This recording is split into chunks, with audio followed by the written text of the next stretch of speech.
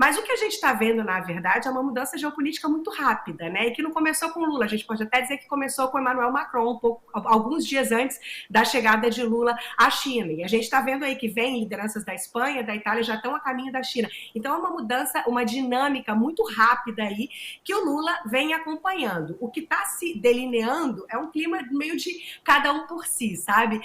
E uma coisa importante que eu acho que vale lembrar e que poucos veículos aqui da imprensa americana lembraram, mas alguns salpicaram aí essa ideia, é que o Lula veio aqui primeiro. A primeira visita internacional importante de Lula nessa nova presidência foi a Washington, né? Agora, a reação do Biden e as diferenças entre a visita a Washington e o prestígio que a gente está vendo aí ao Lula na visita à China também dizem muito sobre essa reestruturação geopolítica e, de certa forma, uma certa arrogância de Washington de que não é necessário fazer esse trabalho aí extra de convencimento a essas potências médias como o Brasil. Então, o que disse a mídia em geral? O New York Times, por exemplo, que estava cobrindo dessa maneira, de que eu estou falando, uma maneira mais neutra, falando o Lula foi à China, fez essa visita, papapá, e é apenas uma coisa pragmática, um realinhamento, uma recuperação da política internacional brasileira, destacou agora, ao fim da visita, a questão da Ucrânia, com um certo tom de crítica, dizendo que o Lula e o Brasil se alinharam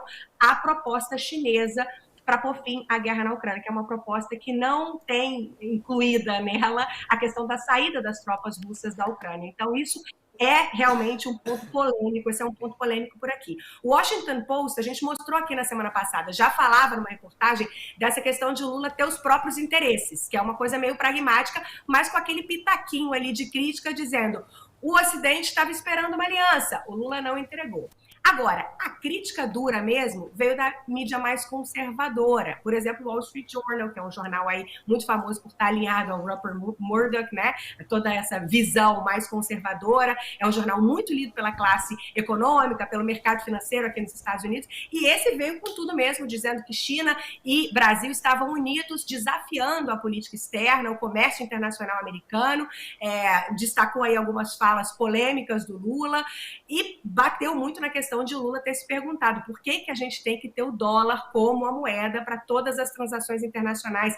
Quem inventou isso? Eu falei disso aqui semana passada também. Quem inventou isso foi um acordo feito em 1944, Bretton Woods, depois ali naquele clima de Segunda Guerra Mundial, que definiu o dólar como padrão, deixando de ser o gold standard, deixando para trás o gold standard, definindo o dólar como padrão. Mas o Lula tem razão, isso foi em 1944, o mundo mudou.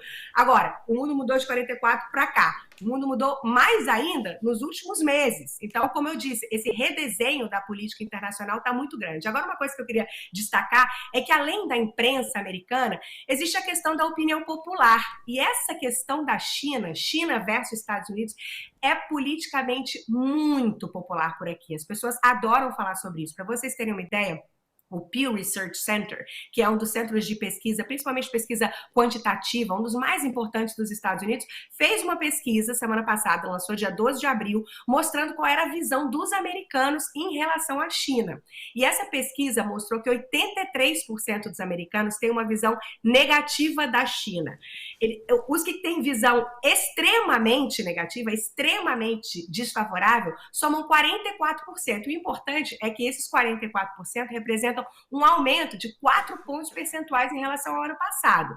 4 em cada 10 americanos acham que a China é um inimigo, não um parceiro ou um adversário, um inimigo. E isso representa 13 pontos percentuais a mais que no ano passado. E 3/4 dos americanos dizem que a China não leva em consideração os interesses de outros países, não contribui em nada para a paz mundial. Ou seja, a visão dos americanos, e aí vale dizer, do eleitorado americano em relação à China, é muito negativa. Então, a gente também vê internamente, na questão doméstica do país, essa discussão internacional, essa renegociação da estrutura geopolítica mundial sendo usada como capital político, como uma questão de campanha, como uma questão que é discutida e apresentada para os eleitores. Ficam lá democratas e republicanos discutindo quem é o mais anti-China, quem detesta mais a China, e essa é uma coisa que está aqui para o eleitorado americano também. Mila, tem uma coisa que pegou muito nessa visita do presidente Lula à China, foi a fala dele sobre a Ucrânia e a Rússia, né?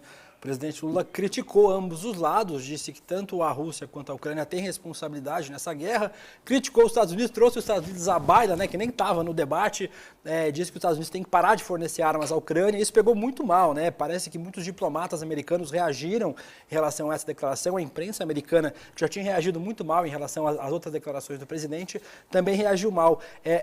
Essa declaração do presidente em relação à Ucrânia e esse conflito entre Rússia e Ucrânia foi um outro ponto muito negativo em relação a essa visita para a imprensa americana, né?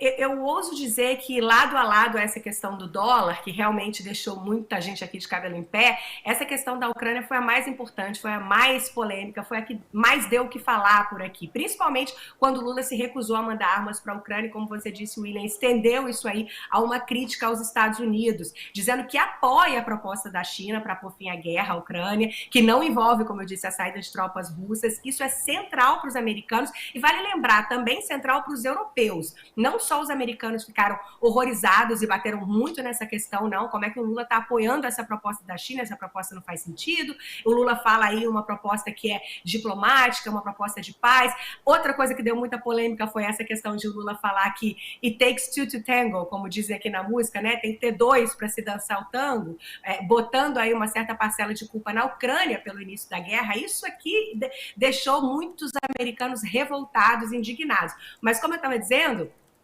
essa é uma questão central para os americanos e também para os europeus. Quando o Macron foi à China e se alinhou tão claramente à China, ele está falando pela França, ele não está falando pela Europa. A gente tem que lembrar que a Ursula von der Leyen, que é a presidente da Comissão Europeia, teve na China também mais ou menos ao mesmo tempo e adotou uma postura muito mais crítica em relação à China do que a postura de Emmanuel Macron. Recebeu muitos elogios da imprensa americana, muitos elogios da imprensa europeia por essa postura dela. O Macron foi duramente criticado. Agora, o que a gente tem que lembrar é que, assim como na Europa e aqui, a Rússia não é a China.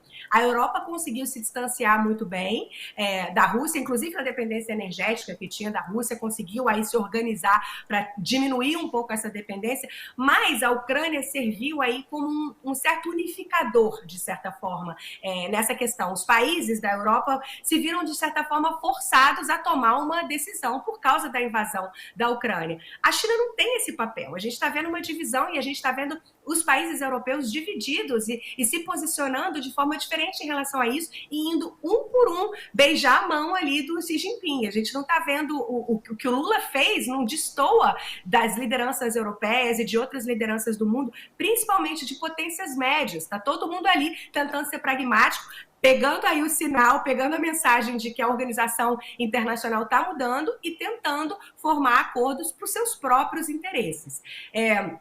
Vale lembrar que o Celso Amorim, que é o conselheiro para assuntos internacionais do Lula, disse que o Brasil pode sim aderir ao plano de investimento em infraestrutura da China, que é essa chamada nova rota da seda, né? Ele deu uma entrevista para o jornal Estado de São Paulo e falou isso claramente. Eu queria até citar um trechinho do que ele falou, abre aspas, na verdade, se pudermos diversificar nossas fontes de tecnologia, será o melhor para nós. Então, estamos muito abertos, já temos uma cooperação. Então, você vê aí que ele até cita a Huawei, que diz que já está presente no Brasil e já é muito importante. Então, assim, existe de novo esse reforço de que o que os Estados Unidos estão escolhendo, as posturas americanas são respeitadas, existem ali e tal, mas que não são prioridade. Isso a gente vê em números também, é só olhar a balança comercial brasileira e a importância da China para essa balança, né?